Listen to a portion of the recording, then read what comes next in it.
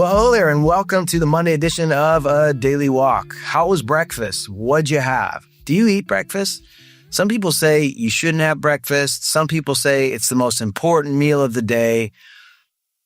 I'm a fan. I've always been a fan of breakfast. I've always liked breakfast. I love omelets. I love eggs. I love croissants. I love coffee. Now I'm getting hungry, but we got to get into the word, because man can't live by bread alone or croissants alone, but by every word that proceeds from the mouth of God. So that's important. So we are in Acts chapter 13 this fine Monday morning, and we pick up in verse 13. And if you remember, Paul and Barnabas are now on their first missionary journey. They were there in the church in Antioch, where they were actually first called Christians, and they were waiting on the Lord. They were praying. They were seeking the wisdom of God, and the Holy Spirit somehow spoke to them and said, "Separate unto me Paul and Barnabas for the work that I've called them to." And they then prayed again, and they fasted. Hands were laid on them, and they were sent out. And so Paul, Barnabas, and a guy by the name of John Mark went out to minister to the Gentiles, as the message of the gospel was now going from the Jewish people to the Gentiles. And so in verse 13, when Paul and his party set sail from Paphos, it says they came to Perga in Pamphylia. And it says that John, departing from them, returned to Jerusalem. Now I want you to pause there for a moment. Paul and Barnabas had John Mark come alongside of them to be their assistant in the ministry. And they were counting on him to be there to help. And yet they're just getting started, and he decides to leave and goes back to Jerusalem. Now, we don't know exactly why he left. We know that his mother lived in Jerusalem. There's no reason given. He just left. And this would become a problem later on, because when Paul and Barnabas would set out on their second missionary journey, Barnabas would want to bring John again. And Paul said, "No way. We can't take him." In fact, the conflict would become so great later on that Barnabas and Paul actually went their separate ways. And so this was something that was significant. It's one thing when you have people who are alongside of you and maybe serving with you, or somebody you count on, and then they just bail. And you're like, "Hey, wait a second. I thought we were in this together." That's not easy when you have that take place. And so Paul felt that on this journey, but they had to keep going. They couldn't just stop because John did. They had to keep going forward. And so it says here that they went into the synagogue there and on the Sabbath day, and they sat down. And after reading the law and the prophets, the rulers of the synagogue sent to them, saying, "Men and brethren, if you have any word of exhortation for the people, say on."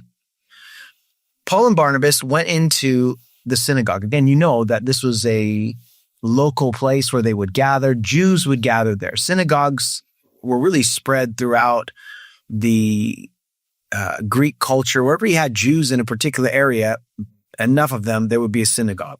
And so that was always really the place that Paul made his first stop when he came into a city, because there would be people that would understand him reasoning from the scriptures and having such a strong command of the Old Testament and being able to connect the dots prophetically that Jesus was the Messiah.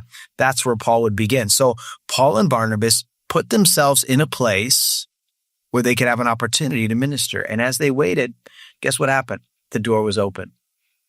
These men who were in the synagogue said, "Hey, why don't you guys got something to say about, what we're reading? You want to talk?" And Paul, the door was open. They showed up. They took a step of faith. And when they arrived, the Lord opened the door for them to speak.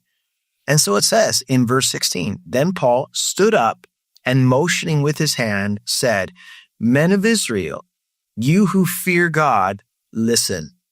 Verse 17, "The God of this people, Israel, chose our fathers and exalted the people when they dwelt as strangers in the land of Egypt. And with an uplifted arm, he brought them out. Now for a time, for about 40 years, he put up with their ways in the wilderness. And when he had destroyed 7 nations in the land of Canaan, he distributed their land to them." Paul begins this message with really a Old Testament survey, as it were, a historical record and account of the history of the nation of Israel when they were taken out of slavery in Egypt and they went into the wilderness. And while they were there in the wilderness, led by Moses, they were there for 40 years. Interesting that Paul says God put up with them.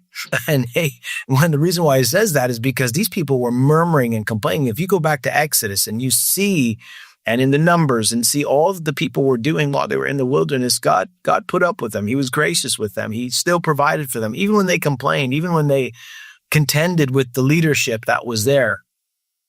And the Lord even destroyed 7 nations. When Joshua eventually replaced Moses, they crossed over the Jordan, they went into the promised land, and the Lord was able to drive out these nations that were opposed to them. And the Lord then distributed the land of Israel to them, and they went in, the various tribes, and took possession of what God had given them. And then he goes from the times of Joshua, the times of Moses. Now he looks at the time of the judges. After that, verse 20, he gave them judges for about 450 years until Samuel the prophet. Once Joshua had crossed over the land, the generation that included Joshua died. And what happened was that generation didn't know all of the miracles that had taken place.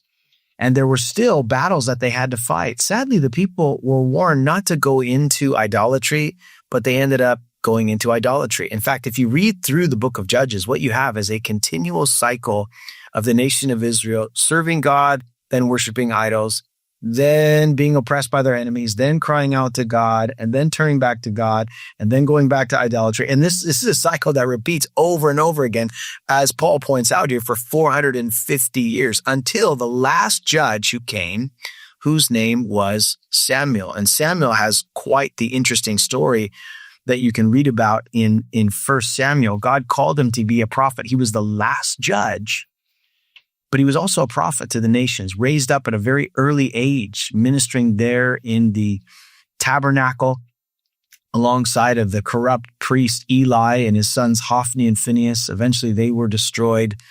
And Samuel then became the voice to the people, and he was faithful, and God used him and was going to give him an opportunity to anoint the first king of Israel. So what we have here is Paul is wisely in the synagogue, and he's recounting for these people what they knew, just tracing through their history, which will ultimately lead them to Jesus. It was a wise way to engage in conversation. I would say this, Paul knew his audience. Folks, it's important when sharing the gospel to know your audience, to know where they're coming from, and to be able to reason from that vantage point to ultimately lead them to Jesus. Hey, see what might happen today on this Monday. Maybe there's somebody you can talk to about Jesus. God bless you. See you tomorrow.